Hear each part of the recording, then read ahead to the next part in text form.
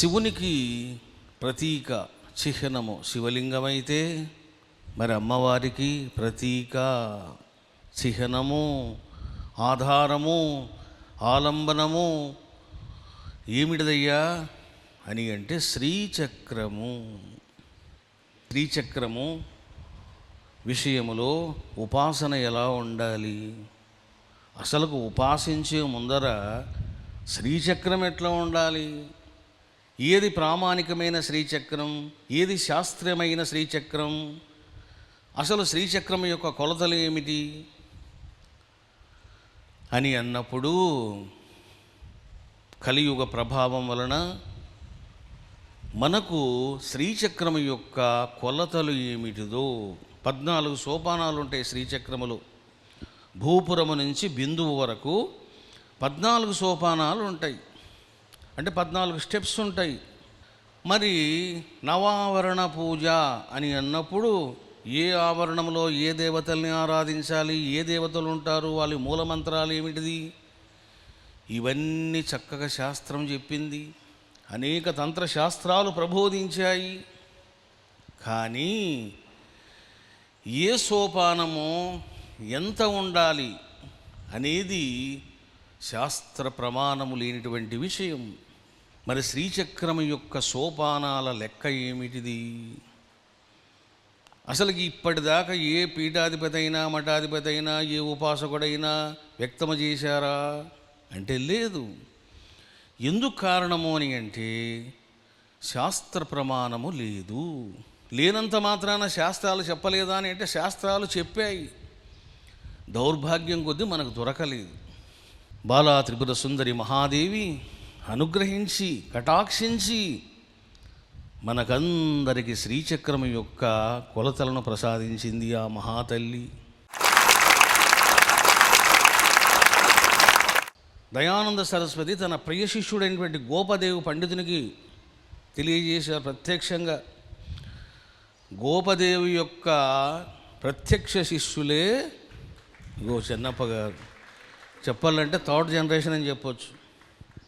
చిన్నవారు కాదైనా దుర్గాప్రసాద్ గారు. మరి ఆయన కూడా శ్రీ విద్యోపాసకులు. గురుముఖత విద్యను అభ్యసించి సాధన చేసి ఆయన ఉపాసించడం జరిగింది. దుర్గాప్రసాద్ గురు కూడా చాలా సంతోషించారు.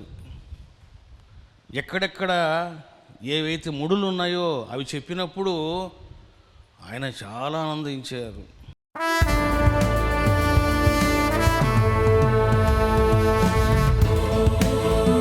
సర్వేశ్వరుని యొక్క తత్వాన్ని సమగ్రంగా తెలుసుకున్నటువంటి వాళ్ళు చాలా తక్కువ మంది ఉన్నారు. వీడు దేవుడా వాడు దేవుడా అంటున్నారు, కానీ అసలు దేవుడెవరో చెప్పే మహర్షులు సిద్ధగురువులు ఈరోజు కనిపించడం లేదు. మన ఆరోగ్యానికి, ఐశ్వర్యానికి, మన విద్యకు, అంతేకాదు మోక్షానికి కూడా శ్రీచక్రోపాసన ఉపయోగపడుతుంది అని అనుకున్నప్పుడు ఆ శ్రీచక్రం యొక్క నిర్మాణం ఎలా ఉండాలనో తెలియకపోతే ఎట్లా? శ్రీచక్రాలను నిర్మించేవారు కూడా రూపొందించేవారు కూడా ఈ శ్రీచక్ర నిర్మాణం విషయంలో ఏకైక జ్ఞాని బ్రహ్మవేత్త రమణానందుల యొక్క ఆదేశాన్ని అనుసరించి ఇప్పుడు శ్రీచక్రాలు తయారవుతూ ఉన్నాయి.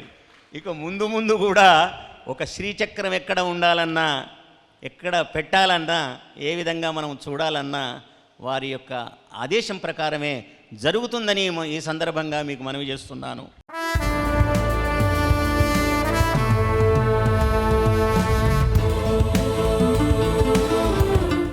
ఈ శ్రీచక్ర ప్రతిష్ఠ వలన, ఈ శ్రీచక్ర పూజ వలన మనస్సుకు అనేక రకాలైనటువంటి సుఖశాంతులు లభిస్తాయి.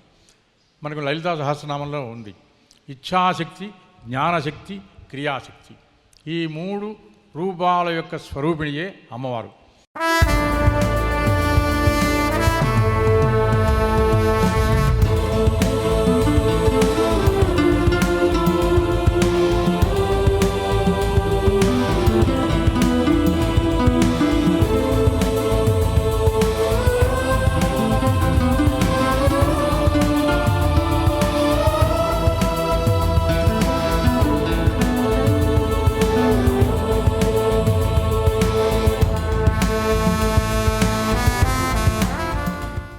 మానవునికి ఏది సంప్రాప్తమైనా అదంతా కూడా దైవ కటాక్ష ప్రసాదమే.